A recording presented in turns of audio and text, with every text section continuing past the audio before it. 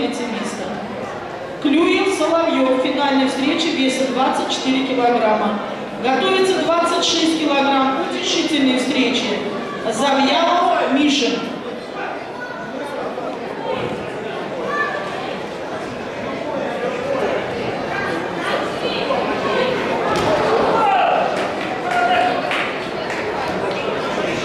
Чистым броском одержал Соловьев и занял первое место в весовой категории 24 килограмма.